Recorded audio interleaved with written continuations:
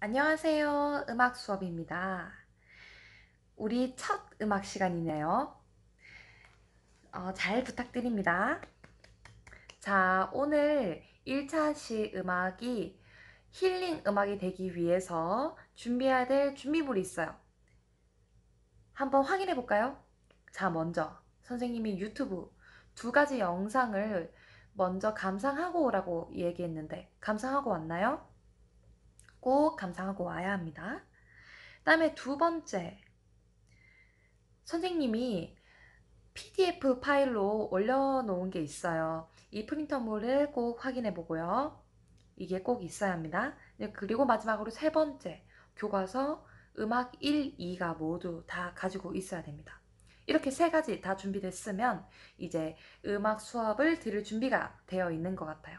자, 그럼 오늘 1차 시 음악, 서양 음악의 연주 형태 한번 시작해 보도록 하겠습니다. 우리 서양 음악의 연주 형태라고 하면 우리 국악이 아니니까 그 외의 것이 이제 다 서양 음악이겠죠. 네, 그렇지만 이 중에서 선생님과 함께 공부할 연주 형태는 클래식의 연주 형태입니다. 연주를 할 때 어떤 구성으로 되어 있는지를 공부하는 것이 이제 연주 형태인데 어떤 어떻게 구성되어 있는지 우리 다 같이 한번 보도록 하겠습니다. 서양 음악의 연주 형태는 크게 2가지로 되어 있어요. 2가지를 선생님 먼저 사진으로 보여주도록 하겠습니다. 서양 음악 연주 형태에서는 여러 가지가 있는데 그 중에 여러분들이 알만할 것 같은 사진을 2가지 가지고 와봤어요. 한번 찬찬히 한번 봅시다. 왼쪽에는 어떻게 되어 있는 것 같아요? 사람들이 악보를 들고 있죠. 이러면 보통 노래로 연주하는 경우가 많아요. 그쵸? 그 다음에 오른쪽을 한번 봅시다. 오른쪽은 여러 가지 악기로 구성이 되어 있네요. 여기 한번 볼까요? 바이올린도 있고 첼로도 있고 뒤에 더블 베이스 이렇게 여러 가지의 악기로 연주하는 겁니다. 이렇게 크게 2가지로 나뉠 수 있는데 그러면 왼쪽의 연주 형태 같은 경우는 우리가 뭐라고 하는지 한번 생각해 볼까요? 왼쪽은 뭐라고 하나요? 노래로만 되어 있기 때문에 성악곡이라고 하죠. 그 다음에 오른쪽은 이미 나타내서 알겠지만 기악곡이라고 합니다. 기악곡은 악기로만 연주하는 것을 기악곡이라고 하죠. 이렇게 크게 성악곡과 기악곡으로 나뉠 수 있어요. 그러면 이제 성악곡에서는 어떤 것들이 있는지 한번 볼까요? 성악곡을 알기 위해서는 먼저 우리가 성부라는 것을 먼저 알고 시작하면 성악곡의 연주 형태를 이해하기가 좀 더 쉬울 거예요. 우리 한번 같이 한번 볼까요? 성악곡에는 성악곡의 성부를 한번 봅시다. 프린터물 지금 있죠? 프린터물을 한번 봅시다. 성악곡의 1번을 한번 볼까요? 여기에 성부의 정의를 봤을 때 여러분들이 알고 있는 혹시 알 것 같은 성부 이름, 종류 혹시 아는 거 있으면 이야기해 보세요. 선생님 만약에 여러분들의 수업을 실제로 만약에 들어봤다면 선생님은 소프라노 아니면 베이스 이것들을 많이 얘기했을 것 같아요. 어때요? 다들 좀 알고 있는 건가요? 그러면 소프라노랑 베이스를 여기 프린터물에 한번 빈칸을 채워봅시다. 소프라노는 어디에 해당되나요? 네, 그렇죠. 여성 성악가 중에서 가장 높은 음역을 담당하는 성악가. 네, 이게 바로 성악곡이 아니요.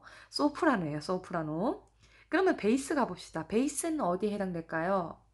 네, 그렇죠. 남성의 저음역, 낮은 음역. 담당하는 성악가를 베이스라고 합니다. 그럼 이제 두 개의 빈칸이 남아 있네요. 알고 있는 친구는 한번 빈칸을 채워보고, 자, 한번 선생님의 설명을 들어보세요.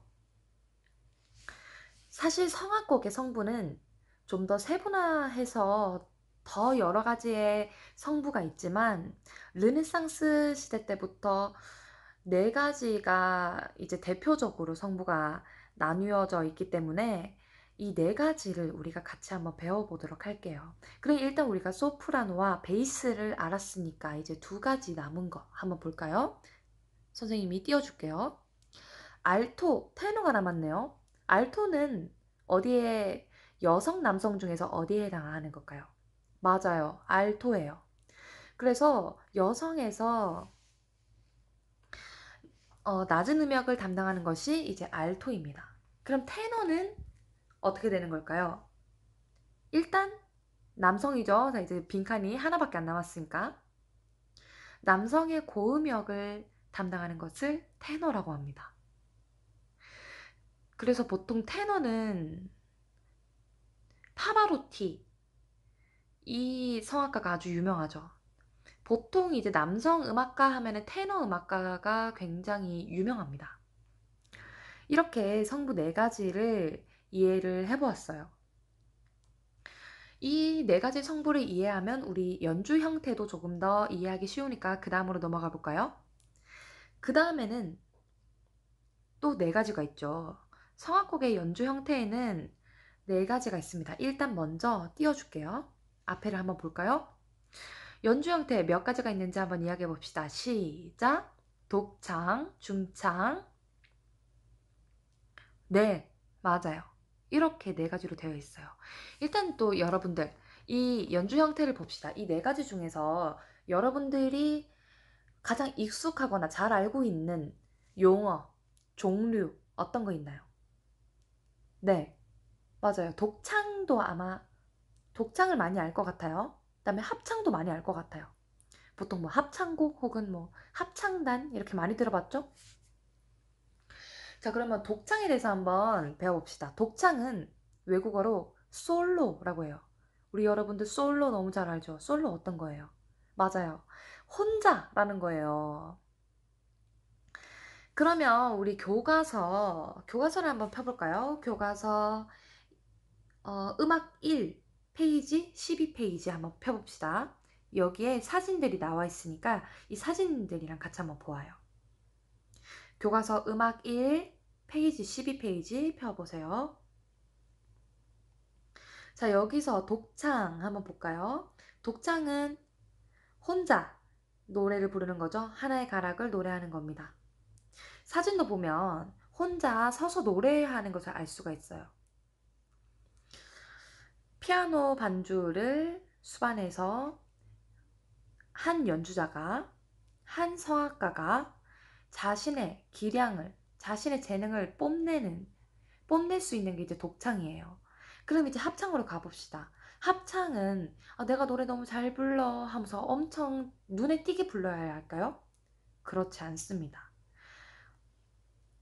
특별히 악보에서 그런 게 제시되어 있지 않는 이상 합창은 무조건 하모니예요. 하모니. 옆 사람의 소리를 들어가면서 노래를 불러야 돼요. 근데 이 합창 같은 경우는 이 연주 형태의 네 가지 중에서 가장 규모가 큽니다. 여러 사람이 두 개 이상의 성부로 나뉘어서 서로 화성을 이루며 노래 부르는 것이 합창입니다. 자, 이렇게 여러 사람이 부르는 것을 합창. 그 다음에 중창을 한번 볼까요? 중창은 이중창 혹은 사중창 혹은 또 삼중창이라고도 하는데 어떤 것이냐 하면 자, 이제 정의를 한번 봅시다. 두 사람 이상의 연주자가 두 개 이상의 성부를 노래하는 것을 이야기합니다. 그러니까 두 사람 A, B가 노래를 부르는데 한 사람 A는 소프라노, B는 알토 이런 식으로 성부를 나뉘어서 노래 부르는 것을 이야기를 해요. 그럼 중창과 합창의 차이가 뭘까요? 합창이 훨씬 더 규모가 크겠죠? 중창은 좀 더 규모가 작아요. 두 사람이 노래 부를 수 있어요. 그러면 이중창이겠죠? 자, 그러면 선생님이 퀴즈를 내보겠습니다. 소프라노, 테너, 베이스로 규모가 조금 작게 연주되는 형태를 무엇이라고 하나요? 네, 맞아요. 중창이라고도 할 수 있죠. 그렇지만 좀 더 자세히 삼중창이라고 할 수 있죠. 왜냐면 소프라노, 테너, 베이스 이 성부가 세 가지가 들어가 있기 때문입니다. 자, 이렇게 하기 전에 우리가 재창을 한번 들어가 봐야 되죠. 마지막 프린터물에 계속 이렇게 채워주세요. 마지막으로 우리 재창이 남았죠. 재창은 어떤 건가요? 우리 생활 속에서 알 수 있어요. 선생님이 힌트를 하나 더 줄까요? 학교입니다. 학교. 학교에서 우리 애국가 부를 때 어떻게 불러요? 애국가를 화음 맞춰서 부르진 않죠. 우리가 하나의 가락을 가지고 여러 사람이 부르는 형태로 불러요. 그래서 보통 이제 애국가를 부를 때 애국가 부르기 전에 진행자가 뭐라고 하냐면 애국가 재창하시겠습니다 라고 합니다. 이렇게 애국가를 모두가 똑같은 노래로 불러주세요. 똑같은 음역으로 똑같은 라인으로 불러주세요 라고 하는 것을 재창이라고 하는 거죠. 이해됐나요? 자, 이렇게 우리가 성악곡의 성부도 봤고요. 연주 형태도 봤어요. 그러면 이제 우리 기악곡을 한번 넘어가 봅시다. 기악곡은 또 조금 더 세부적으로 나뉘어서 규모로 나뉘어볼 수 있어요. 아까 합창이 규모로 나뉘어졌던 것처럼 기악도 크냐 작냐 이거에 따라서 또 부르는 이름이 달라요. 프린터물에 어떻게 되어 있나요? 프린터물 1번에는 어떤 종류를 적어달라고 해요? 그렇죠. 실내악의 종류를 적어달라고 합니다. 그 다음에 뒷페이지 한번 볼까요? 뒷페이지에 오케스트라의 종류를 적어달라 이렇게 적혀 있어요. 이렇게 기악곡에는 규모에 따라서 실내악이냐 오케스트라냐 이렇게 또 연주 형태가 달라집니다. 또 여기서 또 이제 실내악은 또 어떻게 연주 형태로 되어 있는지를 자세하게 한번 보도록 합시다. 이거는 우리가 교과서를 한번 볼게요. 교과서 음악 2 61페이지 한번 보겠습니다. 음악 2의 페이지 61페이지 다 찾았나요? 여기서는 우리가 세 가지가 나와 있죠? 어떻게 나와 있죠? 그렇죠. 그렇게 세 가지가 나와 있어요. 그럼 프린터물을 꺼내서 한번 빈칸을 채워볼까요? 자, 이제 다 채웠으면 한번 봅시다. 삼중주를 한번 볼까요? 삼중주의 사진을 한번 봅시다. 사진은 교과서에 있습니다. 여기서 피아노와 바이올린과 첼로 이렇게 연주가 구성되어 있는데 이렇게 세 가지의 악기로 연주한다 해서 삼중주라고 합니다. 그럼 우리 오중주도 한번 볼까요? 오중주는 그러면 악기 몇 대를 가지고 연주를 하는 걸까요? 그렇죠. 5대를 가지고 연주를 합니다. 교과서의 오중주를 보면 5명으로 보여요. 한번 세활해 볼까요? 그렇게 보이죠? 근데 이번에 삼중주에서 선생님이 이야기해주고 싶은 게 있어요. 사람이 보면 3명의 얼굴이 있나요? 아니, 귀신도 아니고 피아노에 한 명이 더 있죠.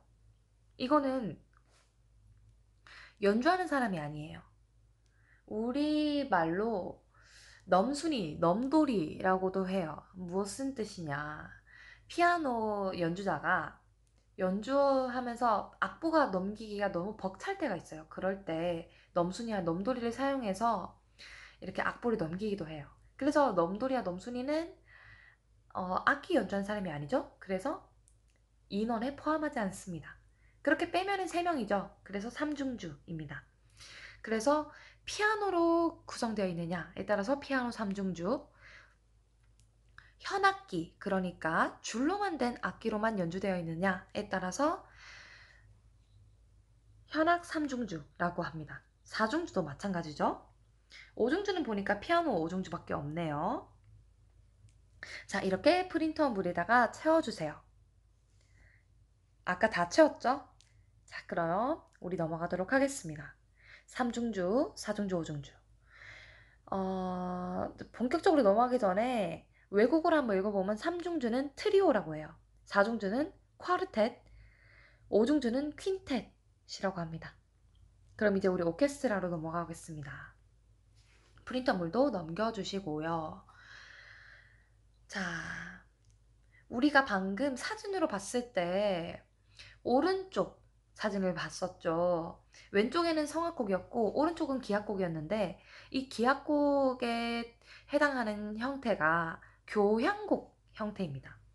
이 교향곡은 어떤 정의를 갖고 있느냐? 프린터블을 한번 볼게요. 관현악이 대규모로 편성된 기악곡입니다. 관현악이라면 어떤 거예요? 관악기, 분의 악기로 되어 있고요. 현악기, 줄로 된 악기로 되어 있는 대규모, 아주 사람이 많이 구성되어 있는 연주 형태라는 거죠. 그래서 교향곡과 협주곡은 기본적으로 베이스가 그렇게 대규모로 되어 있다는 게 큰 특징이에요. 하지만 협주곡은 어떤 걸까요? 정의를 한번 다 같이 읽어봅시다. 시작! 한 명 또는 그렇죠. 이렇게 한번 봤을 때 위에 교향곡과 다르게 독주악기가 있다는 게 특징이에요. 이거는 선생님이 또 사진을 가지고 와봤습니다. 먼저 앞에 사진을 한번 볼까요? 여기 지휘자가 또 있고요. 뒤에 뭐 플룻도 있고 여러 가지 악기로 대규모로 편성이 되어 있는 게 보여요. 그런데 여기 화려하게 옷 입은 여성분이 보이나요? 이분이 이제 바이올린을 연주하고 있는데 독주 악기로 바이올린을 연주하고 있는 겁니다. 그래서 이 협주곡 같은 경우는 바이올린 콘체르토라고 하죠. 협주곡이 콘체르토라고 하니까요. 바이올린 콘체르토라고 하는데 바이올린의 기량을 뽐내는 이런 연주 형태입니다. 내가 얼마나 연주 잘하는지 봐 라고 하면서 자신의 테크닉을 아주 크게 보여줄 수 있는 곡이라고 할 수 있습니다. 이게 바로 바이올린 콘체르토 협주곡이고요. 또 다른 사진을 선생님이 가지고 와봤어요. 이거는 독주악기가 무엇일 것 같아요? 지휘자 뒤에 있는 게 힌트입니다. 맞아요. 피아노예요. 이번에 선생님이 커서로 보여줄게요. 여기 이분이 피아노로 독주 악기를 연주하고 있어요. 그리고 여기 지휘자가 있죠? 그리고 뒤에 대규모로 여러 가지 악기가 편성이 되어 있음을 알 수가 있어요. 이렇게 교향곡과 협주곡 같은 경우는 크게 편성이 되어 있는 게 특징이지만 독주악기가 있냐 없냐에 따라서 교향곡이냐 아니면 협주곡이냐 이렇게 나뉘어질 수 있습니다. 여러분들 좀 이해가 됐나요? 자, 우리 이제 수업이 끝났어요. 선생님이 유튜브 두 가지 영상을 가지고 와봤죠. 이 영상을 다시 한번 감상해 보세요. 다시 한번 감상해 보고 이 어, 이 영상이 어떤 연주 형태로 되어 있는지 같이 한번 생각해 보면서 감상을 해 보았으면 좋겠어요. 그리고 연주 형태를 알고 나서 느낀 점이 있다면 또 그거를 노트에다가 적어주면 좋겠습니다. 프린터물에다 적어주세요. 자, 우리 여러분들 너무 수고가 많았어요. 다음에는 또 이제 서양 음악에 대해서 배워보는 시간을 갖도록 하겠습니다. 준비물하고도 다음 주에 또 선생님이 알려줄 테니까 잘 챙겨서 오고요. 또 건강하게 다시 한번 만나요. 안녕!